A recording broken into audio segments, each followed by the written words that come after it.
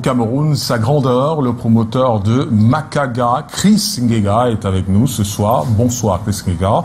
Bonsoir à vous, merci de me recevoir dans le cadre de ce plateau.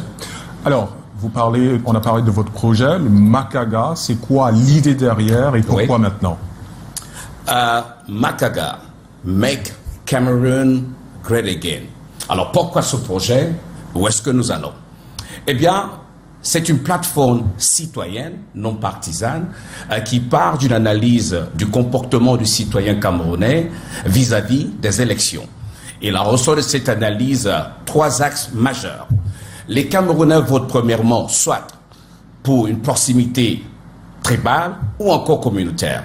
En deuxième position, les Camerounais votent également pour des raisons pécuniaires ou encore, si vous voulez, de l'argent.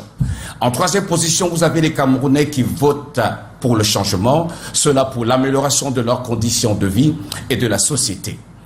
Et si nous allons un peu plus loin, vous allez vous rendre compte sur 10 Camerounais, il y a un Camerounais qui lit un programme politique. Alors, demain, on entre de plein pied dans la campagne de l'élection présidentielle. Quel est le conseil que vous donnez aux citoyens pour déceler le bon du vrai de tous les candidats qui défileront devant eux avec des promesses dès demain? À Makaga, Make Cameroon Great Again, nous croyons fermement que la force d'une nation, c'est non seulement la diversité de sa communauté, la mutualisation de ses énergies, de ses intelligences, mais davantage l'exécution d'un leadership fort. Le conseil que nous donnons à nos concitoyens, c'est de prendre la peine de faire des recherches sur les projets de société des candidats de leur choix. Par exemple, moi qui vous parle, je suis un électeur qui n'a pas encore posé son vote. Je souhaiterais que le candidat de mon choix, par exemple, prenne des décisions fortes. Par exemple, qui décide de nommer au poste, si élu, au poste de Premier ministre, une femme. Ou encore de décider de nous faire sortir le Cameroun de la zone CFA.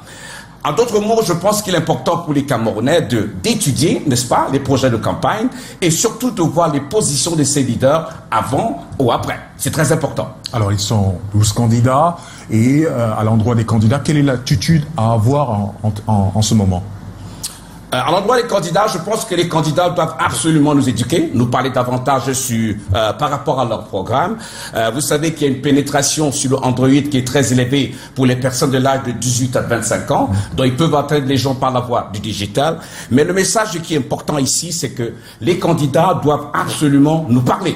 Ils sont donc appelés, n'est-ce pas, sur une chaîne de télévision pour un débat télévisé où tout le monde, n'est-ce pas, pourra voir exactement de quoi ils en parlent. Écoutez, il y a un débat autour de la coalition. La coalition, c'est une très bonne chose, mais la coalition, c'est pas un projet de campagne.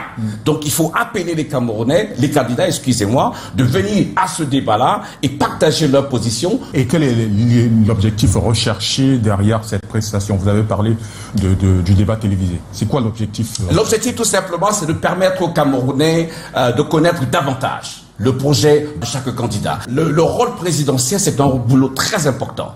Les Camerounais souffrent énormément. Vous avez 40% de Camerounais qui vivent en dessous du seuil de la pauvreté. Venez au cours de ce débat et expliquez-nous de quoi il s'agit. Vous verrez que ces candidats, une bonne partie de ces personnes-là ne viendront pas pour vous dire qu'ils s'en foutent. On verra bien. Chris Ngega, merci beaucoup. C'est moi. Merci infiniment. Et la suite de ce journal, c'est dans un instant.